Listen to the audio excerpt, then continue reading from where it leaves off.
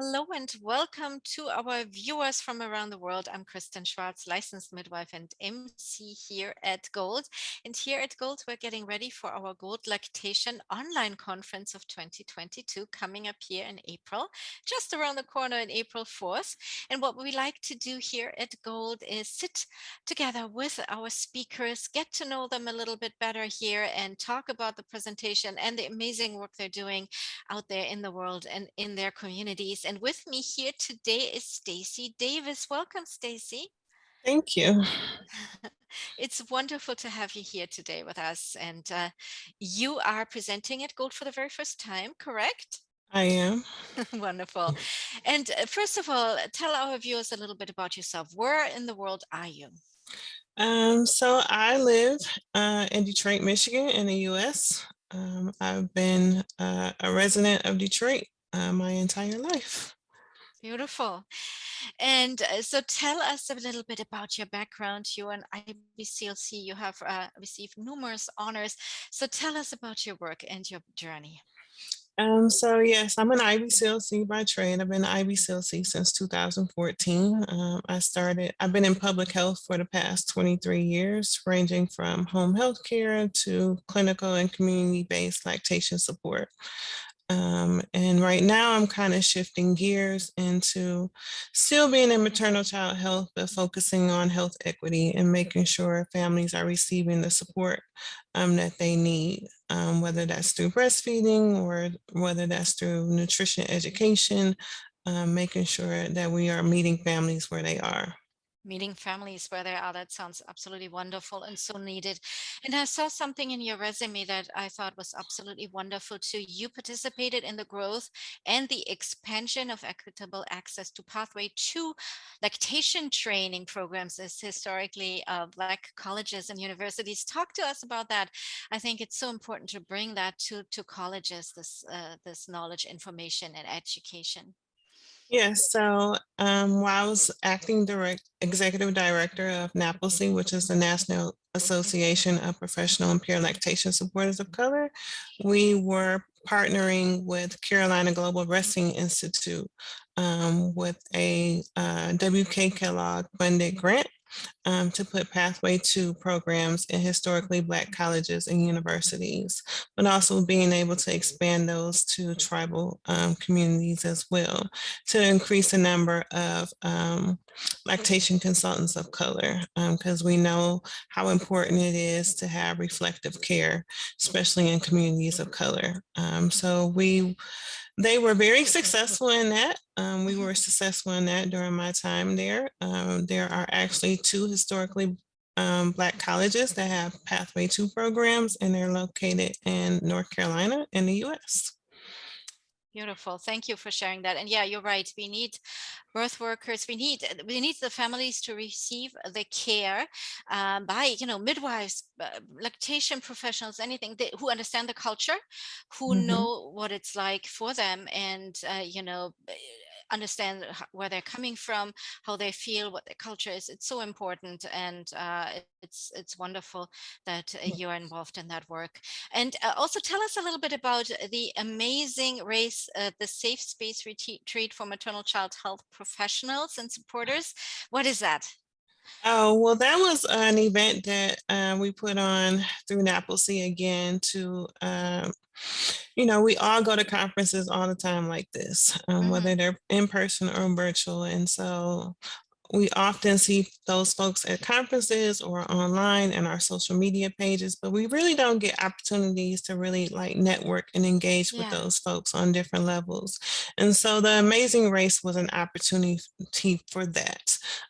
So we were in New Orleans for a different conference. And so we decided to piggyback on that and kind of do like a pre-conference event to bring birth workers. I think it was ILCA that we were Mhm. there for, maybe, perhaps. I'm confused.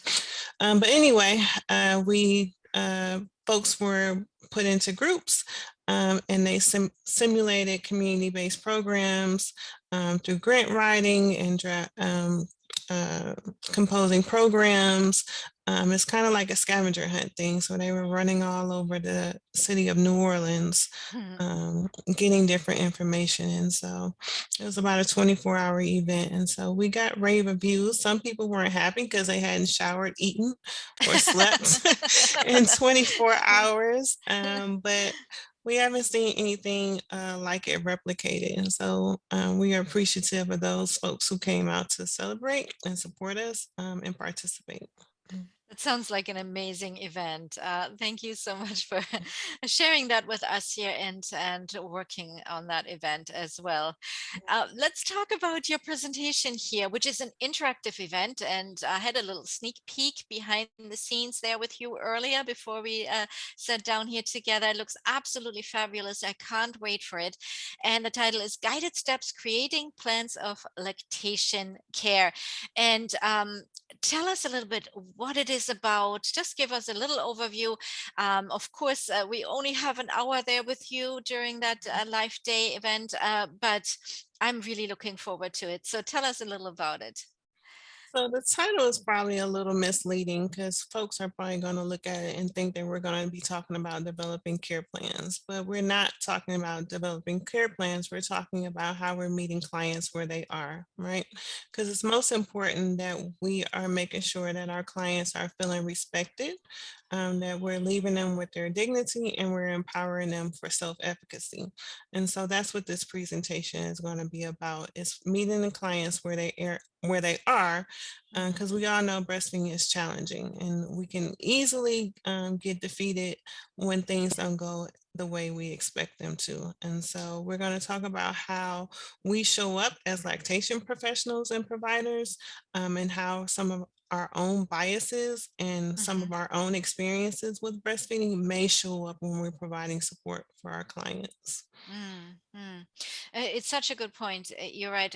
Mentioning our own experiences, how that might, influence how we work with clients, how we treat clients. And one thing I have to tell you that I'm working on myself is like, I'm very passionate about the topic, and then I feel like then I give an overload on information, right? I kind of and I want them to have all the tools and all the information that they need. However, that's not always a good thing, just talk and talk and talk and talk instead of listening. Where are they, what do they need, what do they want to achieve, right? And looking at your presentation, this is what we're gonna also explore, right?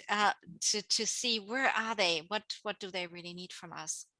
Yeah, absolutely. It's important for us to set aside what our own personal goals are, or, setting aside our checklists. We all come into the room, Mhm. especially those of us who work in hospitals, come in with our checklist of things that need to be accomplished in that short time.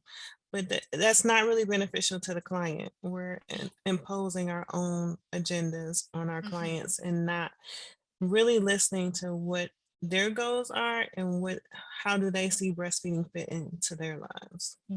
Absolutely. Oh, that's wonderful. Stacy, before I let you go, what last word of advice do you have for us when it comes to this topic? I just say, like, bring your authentic selves. Be ready to learn about yourself. Be ready to learn about other alternative ways to communicate with your clients, and meeting there with where they are. That's what I want the attendees to gain the most, is how can I better communicate with my clients so they're walking away feeling empowered. Even if we cannot resolve their issues, we want Mm. to leave them with their dignity and respect. That sounds lovely, leaving them with their dignity and respect. Thank you, Stacy Davis, so much for talking to me here, meeting with me here. It was such a pleasure meeting you, and I am so looking forward to this presentation. Thank you. Thank you for having me. And for our viewers, if you are as excited as I am about Stacy's presentation, and you want to find more out about this presentation and the other presentations that are part of the GOLD Lactation Online Conference, you can find it on goldlactation.com.